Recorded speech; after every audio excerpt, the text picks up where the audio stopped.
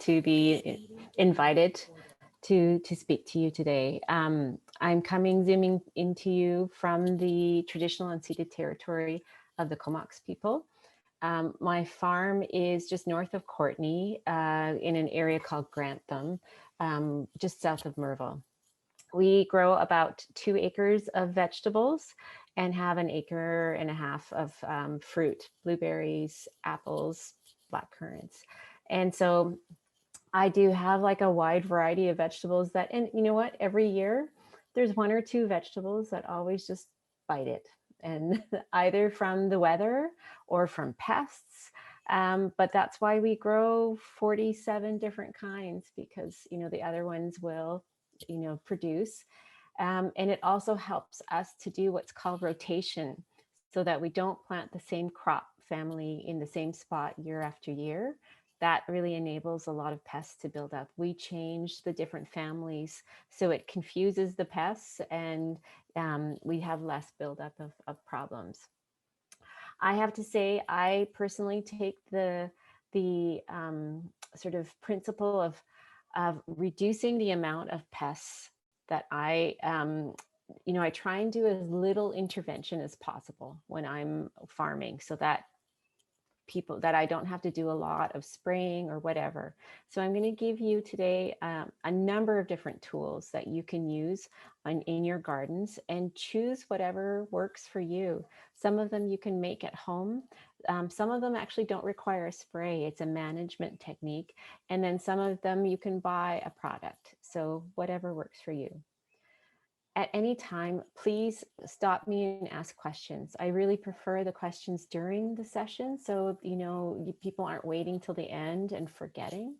So I hope that makes sense for everybody. Is that okay? Yeah. Okay, I am going to share my screen so that, because I know photos always help with, especially with pest identification. So that's what we're going to do, like share some photos. And then at any time, please either in the chat or unmute yourself, ask a question so that we can, take care of it right when it comes up. I'm going to give you examples of about 3 pests and just the different ways of managing it. And then, I'll unshare so that we can have more of a discussion on pests that I didn't put in the presentation. So I know cucumber beetles is going to be, coming up. So I want to get to that. But yeah, hopefully you'll see through the example of the other ones, some of the management techniques that we can use. So, you know what? I really want to emphasize that when we're talking about pests, these are insects, usually mollusks in the term in slugs situation, but they all have their role in our environment, right? Some like slugs, thank goodness for slugs. Otherwise, we would have woody debris and yard waste and food waste all over the place.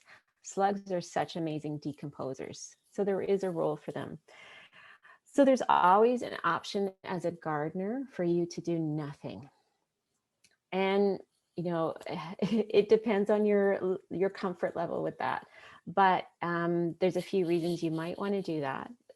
Often nature will send in helpers to help you control and manage that pest. So by doing nothing, you give time for those helpers to arrive. But I know as gardeners, this is probably the hardest thing to, watch your all of the time and energy you've put into growing seedlings, and suddenly they get ravaged and chomped on. So I totally understand. There's also the idea of setting up your garden so that nature can help you control those pests. And what I mean by that is by actually planting flowers that attract beneficial insects. Many of those flowers belong to the umbellifer family, which is the flowers that have umbrella-shaped flowers. So if you can think dill, cilantro, fennel, even Queen Anne's lace, the natural plant, the wild plant that grows all around here.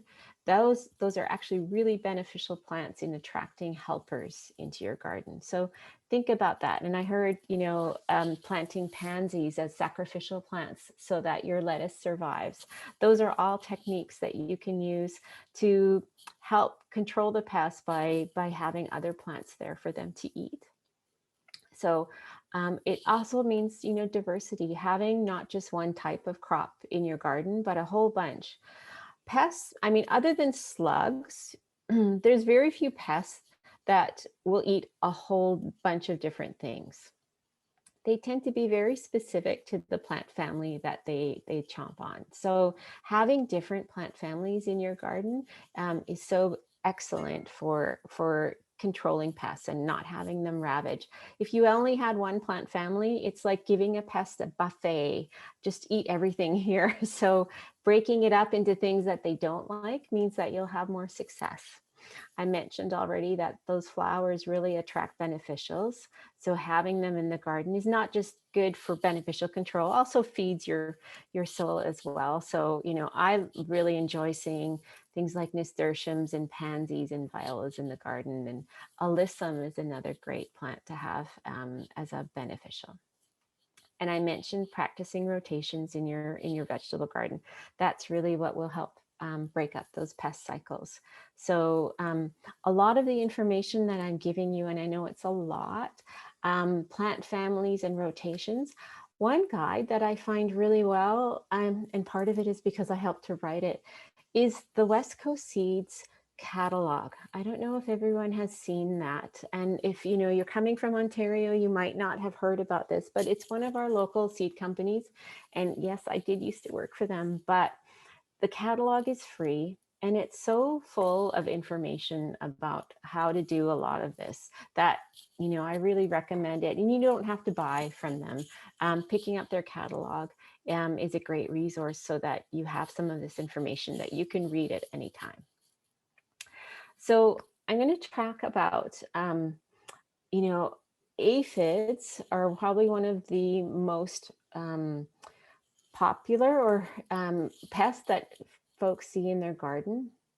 And they are a sucking insect that likes to suck on the new growth in plants. So they're usually at the tips of your roses or the tips of your kale. So they can grow very quickly too.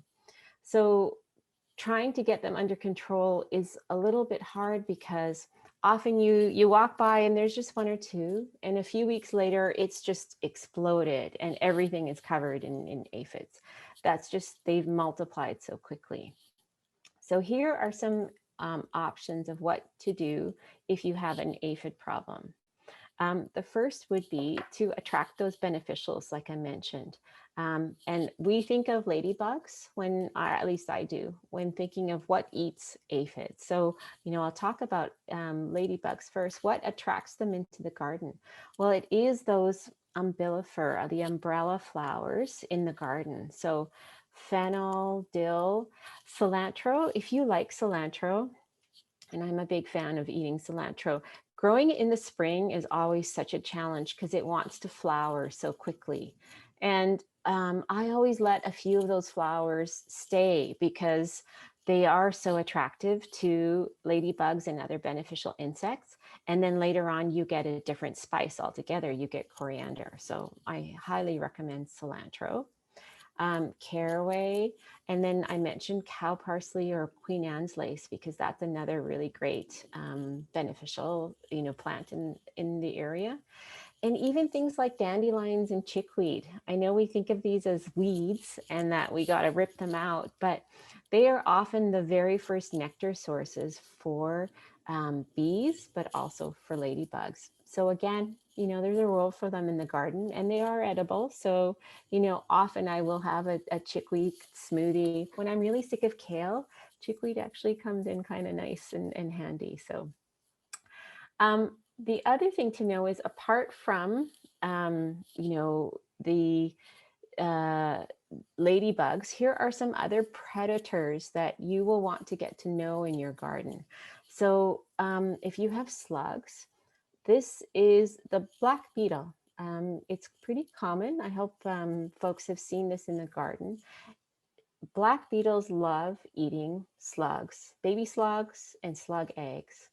So, don't squish them because they're so great to have in your garden. Has anyone ever seen this insect in their garden? Yeah, I know so many folks that used to squish them. This is actually the larva or the baby of a ladybug, and I liken them to teenage boys. So whereas an adult ladybug will eat, a few aphids a day, um, in the larva form, when it looks like this, it eats up to 50 aphids a day. Like, it is ravenous, and it only eats aphids, whereas the adult ladybug actually eats pollen and nectar, and it has other food sources. But at the larva stage, it is primarily an insectivore. So you want to have this happen in your garden, having ladybugs lay their eggs, the eggs hatch, and then these larvae come out, and having them in the garden is such a good sign. So yeah, thumbs up if you have them in your garden. So this is a photo of a hoverfly. Technically it's called a seraphid fly, but it kind of hovers over plants, and that's how you kind of know what it is. It's not a wasp, although the coloring is very similar to a wasp. But hoverflies, their larvae also eat ladybugs, eat aphids. So it's another beneficial that you want to see in your garden. And you'll see it when you plant those flowers that really attract them. So having little hoverflies or seraphid flies is excellent. And this is what the seraphid or hoverfly larva looks like. It looks like something you would probably want to squish, right? It kind of resembles like a cabbage, the imported cabbage worm. It does have this black stripe along the back, and one end is pointy and one end is blunt, and it moves fairly quickly compared to a cabbage moth. So that's how you know the difference. And so you want to have this, like, this is the form that, again, like the ladybug larva, that's what actually eats the aphids. So attracting those beneficials in the garden is always a great thing, and it makes your life as a gardener so much easier when you don't have to do all of the management all of the time. You're letting nature help you rather than fighting against nature. I'm just going to pause and ask, are there any questions so far? Some of the beneficials. What is the last one called again? It's called a seraphid fly or a hoverfly, hoverfly larva. And okay. Seraphid is that's spelled, the larva. Okay. That's the larva. Yeah. But thanks for asking. Anything else? No. Okay. So I have a photo of an aphid. I hope everyone's seen one, but this is a blown up version so that you can get a look at it. So we're going to talk about how to do pest control using aphids as the example. One thing you should know is that aphids come in different colors. So this is a green version in the photo, but they come in brown, in kind of a gray color. They also come in almost a blackish color. That one hits beans and nasturtiums quite a lot. So there's different colors. They all generally have the same kind of background to them. So as I mentioned, they're a sucking insect, and that's what they do, how they do the damage. They cause the tips of plants to sort of misshapen as they're sucking the juices out. They also can sometimes transfer viruses. So that's another reason why you kind of want to keep them under control. The fact that they are a sucking insect, and this is how they feed, is an important one, because here's the thing. You won't see aphids on older parts of the plant, like on the stem, or the older, tougher leaves. It has this proboscis, which is like a thin needle that needs to be able to pierce into the leaf tissue. And if the older leaf tissue tends to have very thick cell walls that the proboscis can't pierce. So that's why you only see it kind of the aphid colonies on tips where the leaf tissue is all new and soft. So we're just going to keep that in mind because one of the management techniques talks about that. So they do like tender new growth. They are born pregnant, which means that one aphid can create a colony all by herself. So just so you know, this is what's happening. There's, the aphids are born to reproduce, especially early in the spring. They mate later on in the summertime, but in the spring, no mating required.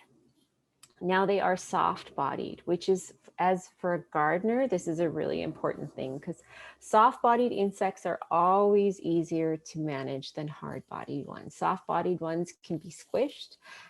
If you do have a natural spray, it tends to impact soft-bodied insects way better versus hard-bodied. Hard-bodied insects, unfortunately, like cucumber beetle, they have that thick exoskeleton that won't allow many of the natural controls to penetrate. So at least for aphids, they're soft-bodied. Now, the first technique I'm going to talk about is actually nothing to do with insects. It's talking about the fertility of your soil. When you over apply nitrogen, what it does is it causes a lot of leaf production. The garden looks really amazing. It's all this lush leaf growth happening. But that leaf growth is extremely tender. When it's stimulated by too much nitrogen, it's very, very soft and it doesn't have those thick cell walls we're talking about. So having too much nitrogen can sometimes exacerbate an aphid problem. Any kind of sucking insect that needs soft tissue, having too much nitrogen in your soil can make it worse. And so if you don't remember, on a fertilizer package or on a manure bag, there's 3 numbers that are on the bag. The first one is always nitrogen. So I recommend keeping that number below 6 or below. Anything above, you're kind of wasting your money. It's an incredibly concentrated form of nitrogen. The plant itself cannot take up so much, and above 6 really overstimulates the leaf production and can lead you to have very susceptible plants. So nitrogen, phosphorus, potassium, the first number, you want to keep around 6 or below. The second technique is to hand squish, going into your garden and just with your cup of tea or your cup of coffee in the morning, walking around and just rubbing the leaves with your fingers. Very great. It's a great way to start the day. You've already done so much, you've squished thousands of aphids. So think about that. Now, I know this is not something that everybody's comfortable with, but I want to put it out there because it is extremely effective at keeping aphids under control, especially on plants that you can reach, that are low growing, and if you don't have too many.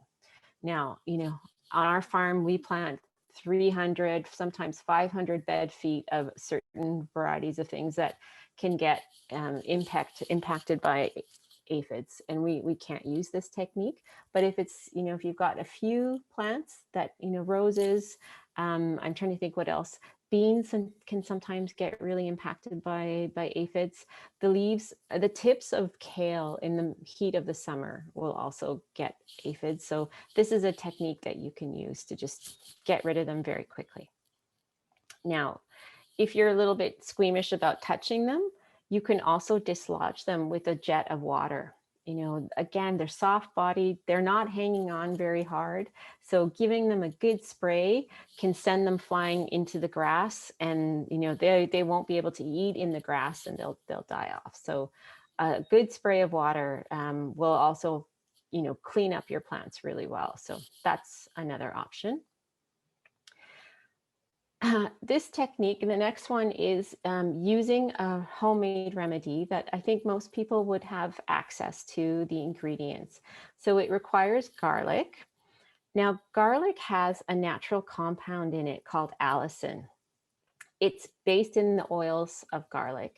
And Allicin is a natural repellent for aphids. They don't like the sulfury smell of allicin, so they stop feeding.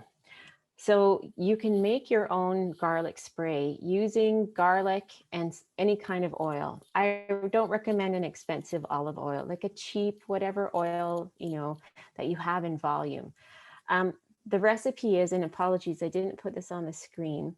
You want to crush up 3 to 4 cloves of garlic in about a tablespoon of oil. So you can do that in a blender or by hand, whatever you have access to. So you're going to have that oil is going to extract the allicin into it.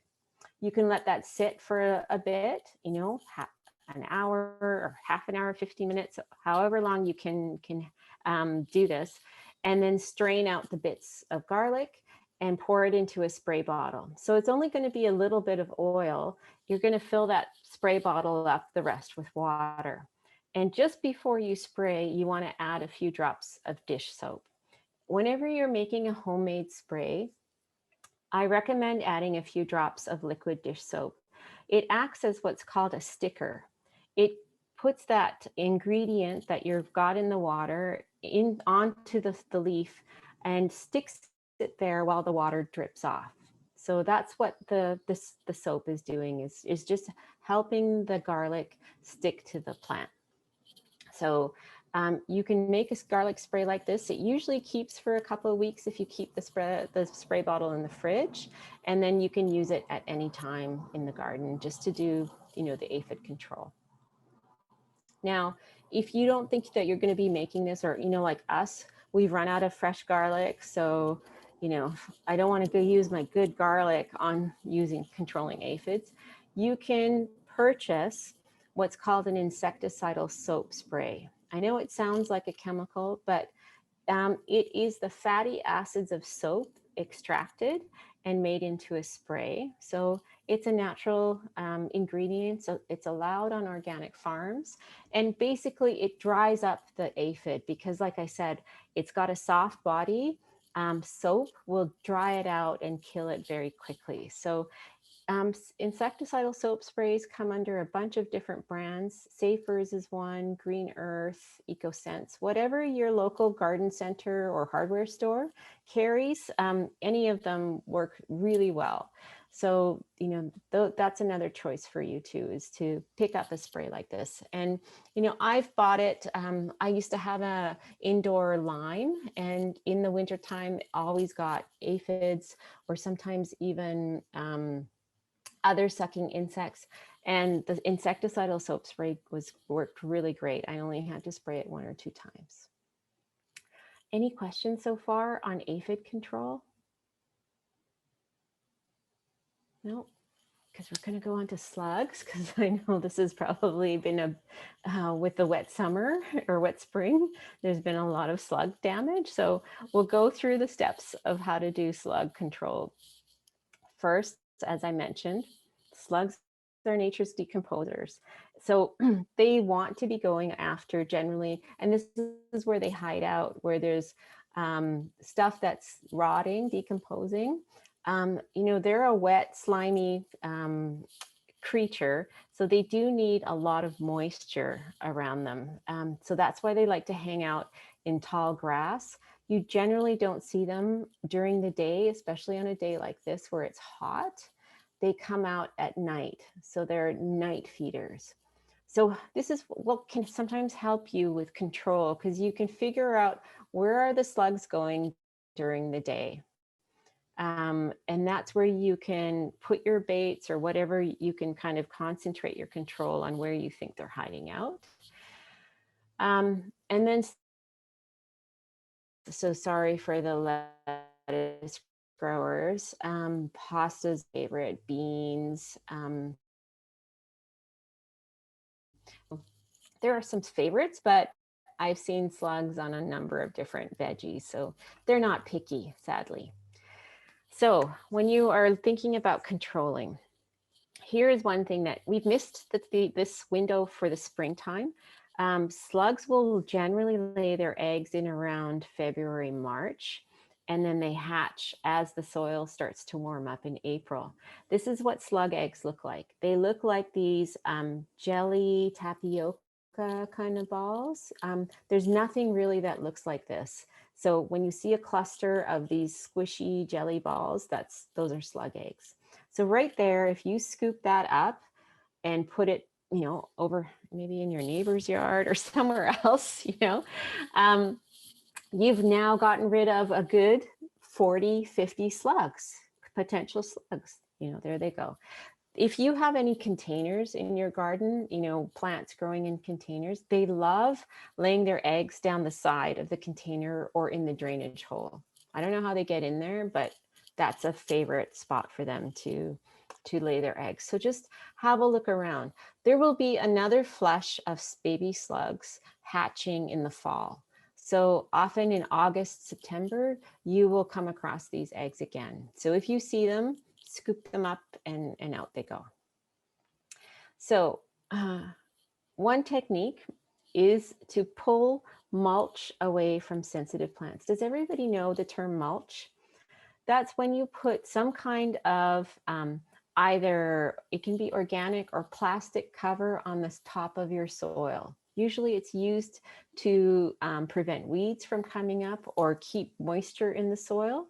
So you can use like wood chips or straw or hay. There's plastic mulches as well. They're generally used, around plants. Sadly though, slugs love it when you put mulch around plants. It has so many good benefits. Like I don't want to say don't use mulch, but in the springtime, oh my gosh, we put a straw mulch for the very first time around all of our asparagus, thinking that, we'll do so much less weeding.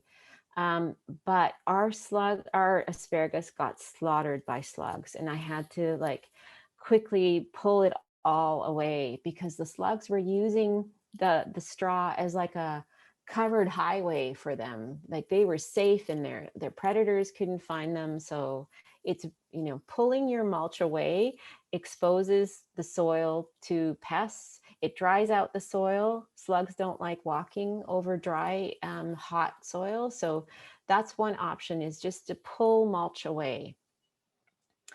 Another technique is to hand pick. And I'm like, I know it's gross, right? They're not the most fun.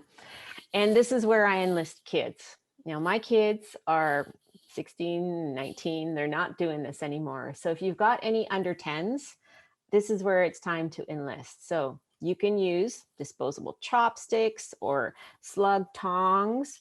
And basically you're going to get a bucket of soapy water. You're going to go out at night, potentially with a headlamp, and you're just going to do a treasure hunt for slugs. You'll be horrified at how many slugs are out there at night. It's like 10 times as much as you see in the day, and there's lots of them. I have easily spent 20, 40 bucks in the spring. I think the going rate when my kids were young was 10 cents a slug. That's the only, anything less was not an incentive for them. But yeah, so paying to get rid of a couple hundred slugs, but I have to say probably the best technique of reducing your slug numbers. Actually, I want to stop there because I was about to say getting rid of slugs. I think we all know that, there's no way to eradicate many of these pests in your garden, and we probably shouldn't even use that term at all. What we're doing is we're managing all of these insects and slugs have their role, as I mentioned, and don't try and bust yourself trying to get rid of every single one. It's not going to happen. Mother Nature doesn't work like that. What you're just trying to do is get it under control so that the veggies and the plants that you want survive and live and produce for you. So don't think that you're going to get rid of any of these things. What we're just doing is managing. I hope that takes a bit of pressure off of your shoulders, because I know for me, it's just like, I'm never going to get rid of them all, but I'm just bringing the numbers down. Yeah. So enlist kids in going out. I mean, what kid wouldn't want to be able to stay up late at night, go out with a headlamp and do a slug treasure hunt? if you've got any kids that are rentable, let me know, because I've lost my slug hunters. Yeah, kids. So technique number 3, and this is where the ingenuity of gardeners really comes in and shines. Barriers. So slugs don't like crawling over hot or gritty surfaces. It cuts up their underside. So I see gardeners come up with like crushed and dried eggshells, using wood ash from their, wood stove. Hair, if you know any like barbers, especially, I would use untreated hair. Like, I'm not so like, I think men don't do a lot of coloring and bleaching and stuff. So I tend to go to barbers for that. Even lint, it's got that kind of fluffy scratchiness to it. Sharp sand. And then there's a product called diatomaceous earth that you would have to purchase. But this is a product that I also recommend for wood bugs, if you ever have that as an issue, and for any of the other hard-bodied insects that I may not have time to talk about, but it would work probably on the cucumber beetle. If you've got any kind of borer, like pea weevils, hard-bodied insects, diatomaceous earth is one of the few organic things that can work on them. It's if you look under a microscope, diatomaceous earth is like shards of glass. They're tiny skeletons of diatoms that look like snowflakes. They're all sharp, and so they cut up or they plug up the air holes of insects. So it's something that should be used with a mask. It is natural, but you wouldn't want to be breathing this in. So most garden centers do carry diatomaceous earth. Have a look and see if yours does, or it can often be ordered in from like companies like West Coast Seeds, and there's other companies that you can purchase this from. And then the other barrier is to use either copper or zinc. Strips of copper or zinc give slugs a shock. It creates this electrical thing with their slime. So they will try crawling over it, get zapped, and then they back up. So you can buy copper tape at a garden center, or another gardener told me this trick. They go to the dollar store and they get copper scrubbers and pull them apart and make barriers around their favorite plants using pulled out copper scrubbers. So that's an option. I think I saw some questions maybe came through, so I'm just gonna break there and see. Melissa, would you mind would you be able to read any questions? I think Brahma was just mentioning that she's gotten diatomaceous earth on Amazon and she's tried to use it to get rid of silverfish in the house too. Yeah, that would work on silverfish for sure. Yeah. Yeah, I don't see any other questions at the moment. Perfect. One thing about any of the barriers, when they get wet, and that's including diatomaceous earth, they soften. So it's something that generally has to be reapplied if it rains. And with our weather, it will rain often. So it's not a one-time thing, sadly. It's something that you're going to constantly have to do. And I know, Tammy, that you've got to leave at 2. So I'm almost finished slugs. If there's a pest that you want me to talk about before you go, feel free to unmute and let me know. Otherwise, yeah. Earwigs were my issue. Right. Okay. So here's the thing about earwigs. I know we hate them. They're very much like in people's minds. I think of them like wasps as well. It's just one of these things that drives people crazy.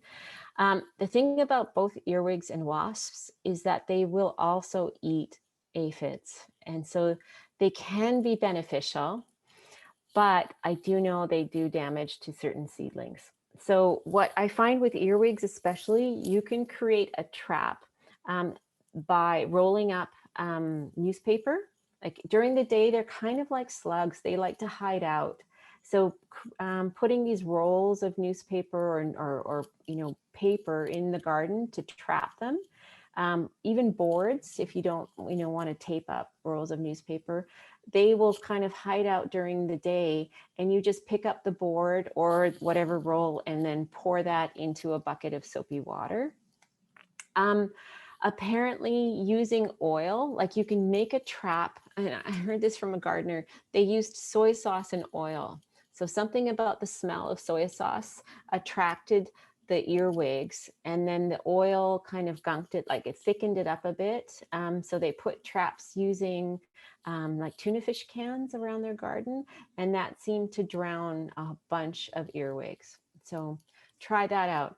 The other option, as Bronwyn mentioned, would be the diatomaceous earth, because like all insects that are hard-bodied, the air holes that earwigs use to breathe are on their outs on the sides, and the diatomaceous earth plugs up their air holes, and then they can't breathe. So using that around the base, if you know where approximately the earwigs are, putting it on top of the soil, or on the plant itself, it's something that washes off quite easily.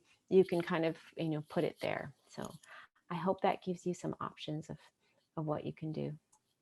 Yes, and thank you so much. For the short time, I did get lots of information out of this, so I really appreciate that. Thank you, everyone, and have a good afternoon. Yeah, thanks, Tammy. So I'm going to come back to slugs again. We have a technique number 4. So we talked about barriers of keeping slugs away, but there is another technique using trapping. So to attract them and drown them. And so beer does make a fantastic trap. It's not really the beer per se, it's the yeast smell that beer gives off that slugs are so attracted to. So if you don't have beer in the house, using a yeast, like if you're a baker, you make up your sugar and your water with the yeast, that will do the exact same thing.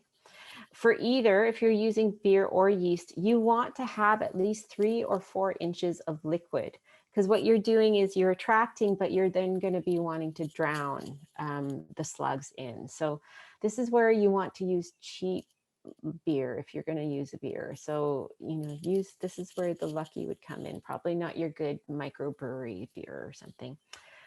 So you're going to need containers.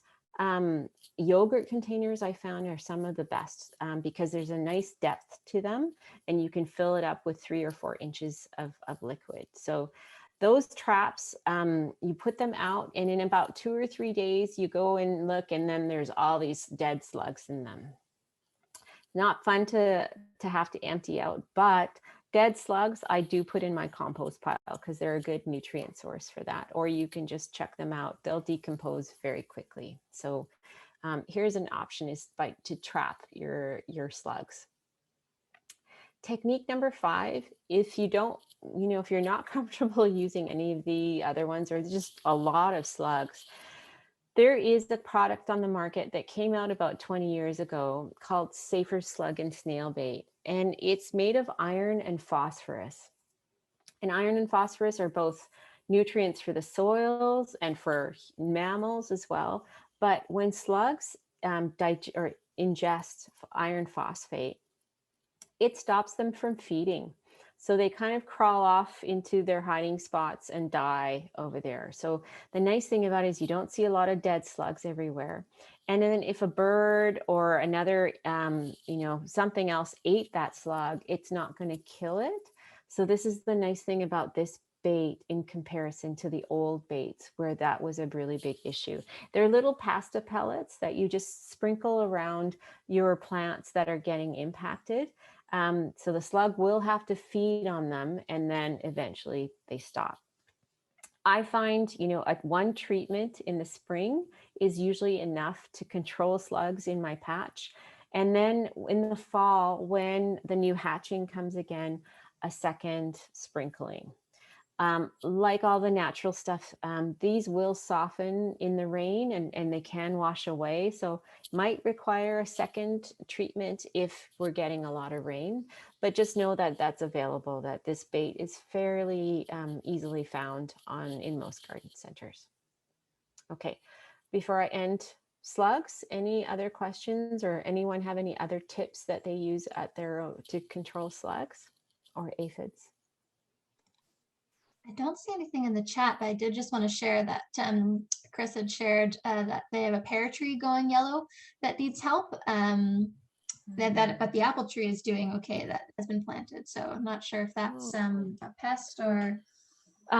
So I'll just ask if you don't mind either typing, are the older leaves going yellow or the young leaves at the top going yellow? Because it sounds probably like a nutrient deficiency rather than a pest, unless you're seeing some chewing or anything else around. While that's being answered, I find for fruit trees in particular, they really appreciate an application of seaweed. So if you have access to a beach where you can collect dried seaweed, putting that down as a mulch around, not close to the stem. So you never want to put anything up towards against the bark of a fruit tree, but out what's called where the drip line is, where the roots are. Kind of if you've got a young tree, you keep it kind of close, but still away from the stem. A layer of kelp or seaweed can always help to boost many of the nutrients that fruiting trees need. So that's potentially an option of what you can do. They also really like alfalfa pellets if that's something that you have access to. Alfalfa has a nice low amount of nitrogen, but enough of the other nutrients that fruit trees really like to have. So I don't know if there was another an indication that it could have been a pest. I think they shared it. They'll have to take a closer look. Okay, yeah, because the only other thing that I noticed that goes after fruit trees is voles. And I do see like this year was a very bad year for voles. They're little rodent with a little snub nose, and they chew on the roots of young fruit trees. And we lost 2 or 3 trees, that were like 3 or 4 years old in our orchard to voles eating the roots. Other than that, there's not much else that turns a tree leaf yellow other than nutrients, not having enough nutrients around. Yeah. Okay. I'm just noticing time. How are folks doing? Cabbage worm, if this is an issue for folks, I can go a little bit more quickly through this so that you can see some of the techniques. Yeah. Doing good. Okay, good. So this is the imported cabbage worm butterfly. It is like a whitish yellow, slightly yellow butterfly with 1 black dot on each wing. It came in from Europe, so it's not native to this area, which is why there are not very many controls for it. And so that's another reason where gardeners often have to step in, is because, a lot of these pests, even the slugs we were talking about, the black or the gray slug is an imported slug that came in, and that's why their numbers just proliferate so quickly. So often that's another reason for gardeners to have to step in. So this cabbage worm particularly lays its eggs on plants in the Brassica family, and that's a very big family. It's cabbage, kale, Brussels sprouts, cauliflower, collards, bok choy. So I think you get the drift, right? It's a big family. All of the mustard greens, like the Asian greens, they're all brassicas. So it's got a pretty big, family, but it doesn't impact carrots or beans or anything that's not in the brassica family. So very specific to this family. When it lays its eggs, I have a picture I'll show you. It's a single white egg that's usually laid on the underside of the leaf. And when the egg hatches, the larva starts to chew these holes that start small and then get bigger and bigger. And soon, before you know it, the only thing left on your leaves are the skeletons, like the veins that are left. And I've had that happen to kale, that I didn't realize that these were on. So here's a few things that you can do. You can go around and just check the underside of the leaves of your kale, your cabbage, and look for these eggs. They look like they're going to be small. They're like sand, a little piece of sand, but you can rub that off with your finger, with your thumb, and then that is done. So even before they hatch, you can do that. The larvae are these green, sort of fuzzy-ish looking larvae. They are very well camouflaged. So they also like to hide out inside the kind of the center of the plant during the day, and they come out more at night to do their feeding. So picking them off is a really good way. If you only have 2 or 3 plants, this is a nice way of managing the cabbage moth. Now, another technique is if you have lots of plants in the Brassica family and you don't want to be going out and looking under every leaf, is to use something called floating row cover. The other name for that is rime. You may have heard of it. So it's a spun fabric, spun polyester that's extremely light. So it can be either put directly on the plant or like in this photo, over a frame. You can use wire or EMT pipe bent, PVC pipe bent to create a frame and drape the fabric over. It will need to either be pinned down or put sandbags or rocks, because otherwise in a good gust of wind, this fabric will go flying. That's how light it is. It allows rain and sunshine to come through, but it just is a physical barrier so the butterfly can't lay its eggs on it's the smell of the leaves of the Brassica family in the wind that attract it. And so this is a physical barrier to prevent the eggs from being laid. A word of caution though, is if you put this on a bit later in the season, if the eggs are already on the leaves, and they will hatch and you will still have them underneath. So always check before you put this on that it's a clean bill of health, that there's nothing going on in the seedlings before this goes on. I use this row cover over carrots as well to prevent carrot rust fly. If you grow currants, like red currant, black currant, there's a fruit fly that also loves to lay its eggs in the fruit, and your fruit goes all wormy. You put this on at the beginning of May, like just after the flowers have been fertilized. It goes on almost like it's a balloon, and you attach it to the bottom of the stem, and it just prevents fruit flies from laying their eggs. So it's a really it's very versatile cover.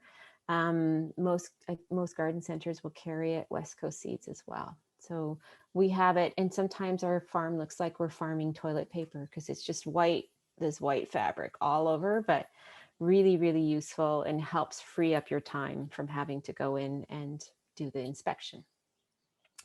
Now there is a spray that you can use for the imported cabbage worm. It's called BTK, Bacillus thuringiensis, and it's a natural it's a bacterium that lives in the soil that has obviously been manufactured into a spray. When the imported cabbage worm larva ingest it, it creates a poison in the gut, and then it kills the larva. So fairly safe, does not impact bees or other insects, but it will impact anything in the butterfly and moth family. So if you've got swallowtails or other butterflies in your garden, be very careful when you're applying this. You just want to apply it on the cabbage family, and that's it. But it's very effective on all of those. Works also very well on tent caterpillar. If that's a problem on any of your trees, this is the spray that you will use. So this is what it stands for, Bacillus thuringiensis christaki. Yeah, and so I know flea beetle. I want to make sure we get to that. So here's what a blown up version of flea beetle. If you've never seen flea beetle, they're tiny little black shiny insects that jump when you pass the plant that they're on. They jump off like fleas, hence the name. And then they chew these holes in the leaves, and it honestly looks like someone has shot a shotgun through your plants, because your plants come out looking all lacy. They do have a preference again for the Brassica family. Arugula is a favorite host of flea beetle, but I've also seen some species of flea beetle attack tomato family as well. So yeah. Now looking at the flea beetle, it's a hard-bodied insect. So now, the soap spray or the garlic spray is not going to work on it, unfortunately. So just a little bit to know about the life cycle. So the adult will come out of the soil and start actively feeding in the spring. And then they lay their eggs in the soil around where their host plant is. So again, this is where rotation comes in really handy, because flea beetles don't attack the bean family. They don't attack the carrot family. This is where, rotation really helps to break up this cycle. This is what the larvae look like. This is a photo of the larvae. They're tiny and they're in the soil, so it's very difficult to do anything to control them. It's really when they become adults and they're above ground where you have some control. So a few things. They are attracted, like the adults are attracted to the color yellow. So you can purchase yellow sticky traps. They've got something called tanglefoot on them. And so basically the flea beetle is attracted to it, gets stuck, and then that's it. The thing is, so many other insects love the color yellow too. So what I recommend is, if you want to use a yellow sticky trap, is that you put it down and then put remay over the whole plant so that outside beneficial insects don't accidentally get stuck on that yellow sticky trap. So combining the trap and the floating row cover is a better option. Floating row cover by itself is also another really great option too. So when we plant arugula, when we seed arugula, as soon as we seed it, we put floating row cover down all, at the very beginning, even before the leaves are up. And that just prevents the flea beetles from finding their host and laying their eggs around where they are. And then lastly, diatomaceous earth is another option that you can use to control, those hard-bodied insects. It's, it's not a spray, it's a powder substance. So it generally doesn't impact a lot of other beneficial insects. So that's a nice reason to use that. I'm going to stop the screen share. And I did want to talk about cucumber beetle because it was brought up.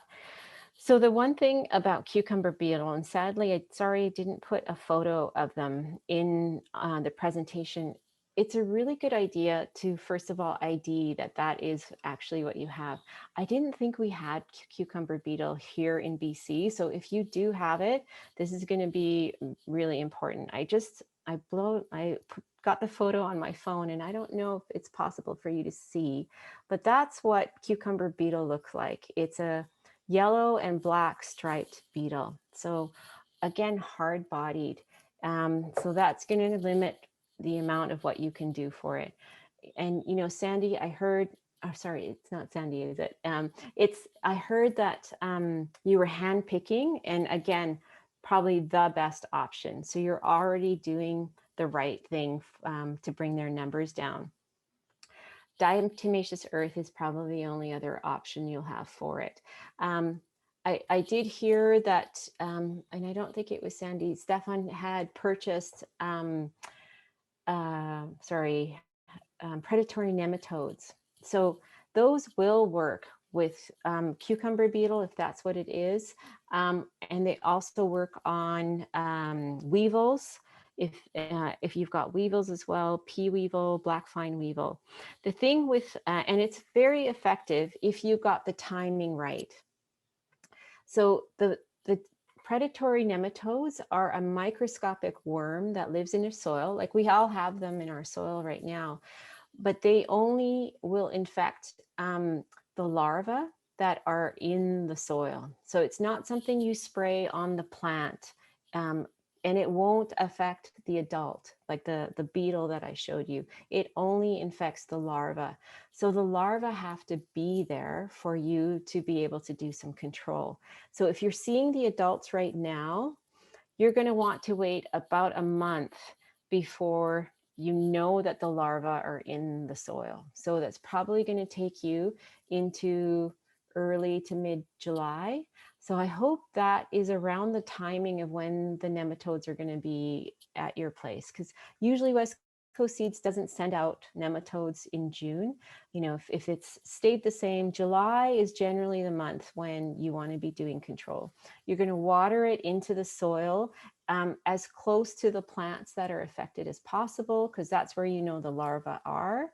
And then that soil has to be kept moist for 10 days. So again, think in July, it's going to be a lot of watering. So watering probably 2 or 3 times a day, just because nematodes don't swim by themselves. They need water to carry them to their next food source. So watering, watering, watering. Yeah.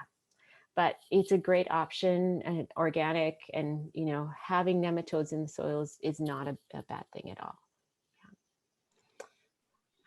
And I'm just double checking if there's any other questions. I don't see anything else, but feel free to unmute yourself if you've got questions on pests that I didn't talk about, or any other issues. Happy to just chat now.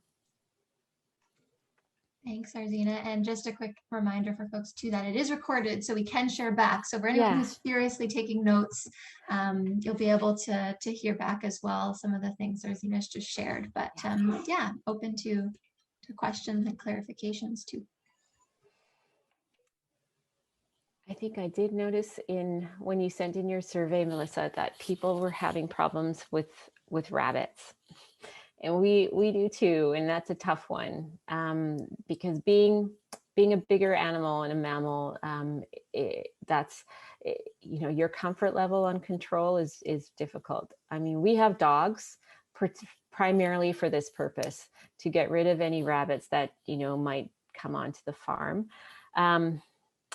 Trapping is probably going to be your other option, and if that's live or, you know, a killing trap, that's probably going to be it. You can try fencing, you know, burying a metal fence, because remember, rabbits will burrow a few feet into the ground around the garden that's being impacted. Might help. I don't know if anyone's had success using that technique in preventing rabbits. They are wily creatures. So yeah. Thank you. And I'm just seeing, I don't know if you can see that in the chat now, Arzeena, Jennifer just shared about flea beetle, having heard that they love to live on the volunteer potatoes.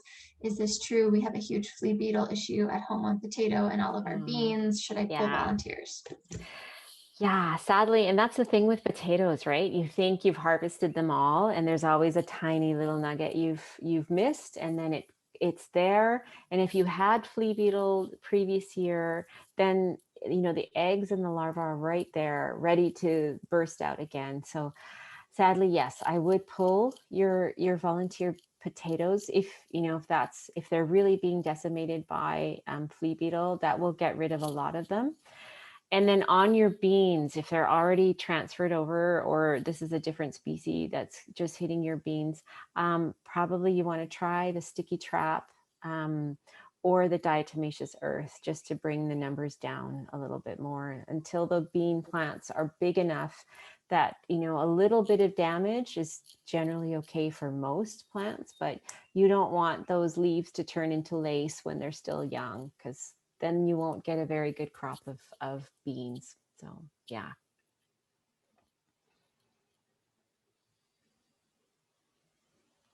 Yeah, any other questions?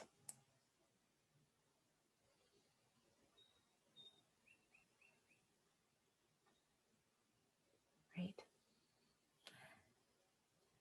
Wow, I hope that was helpful. Yeah, thank you, Jennifer.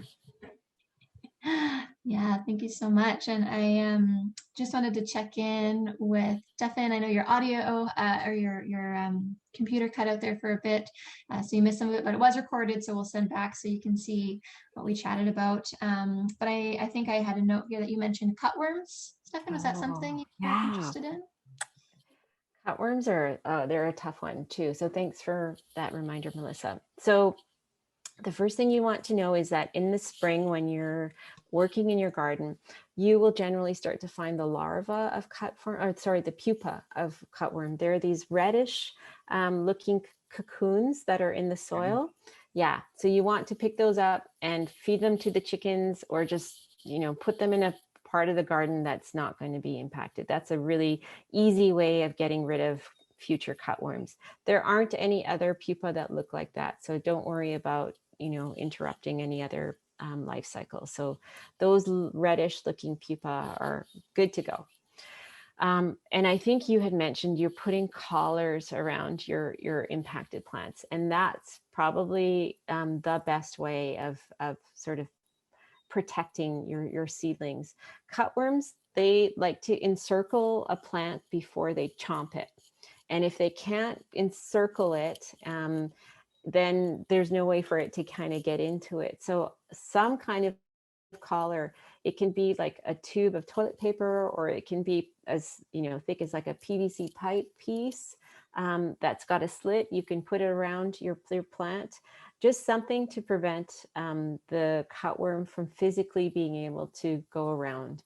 They won't crawl up and try and get in. They just sort of move on to try and find something else. So those collars are probably the best choice.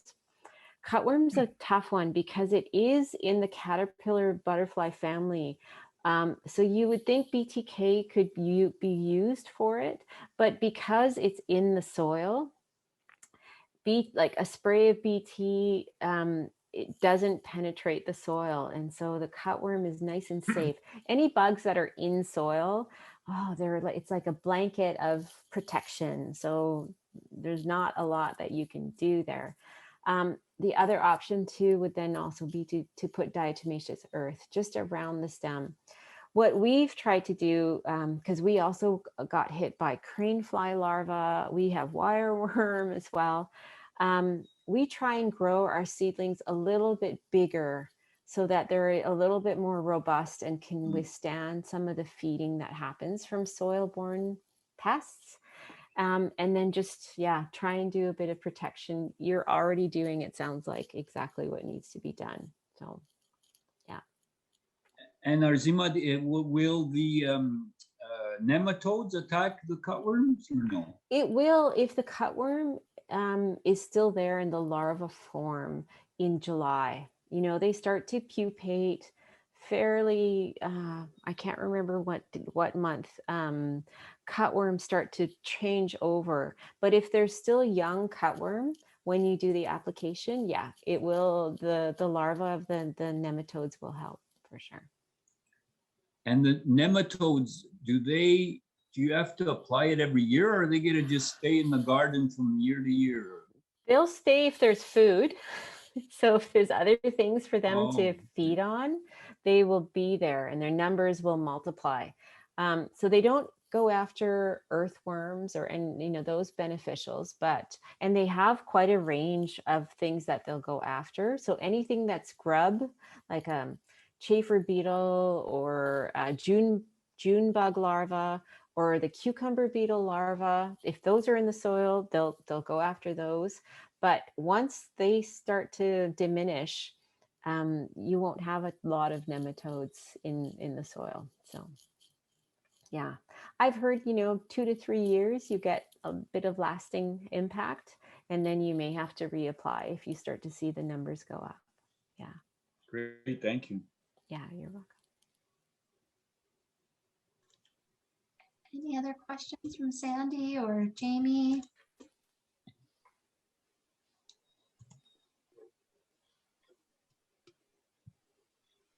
Seeing anyone unmuting. I think Krista also dropped off, but I recall on her form she said ants might have been an issue. Okay.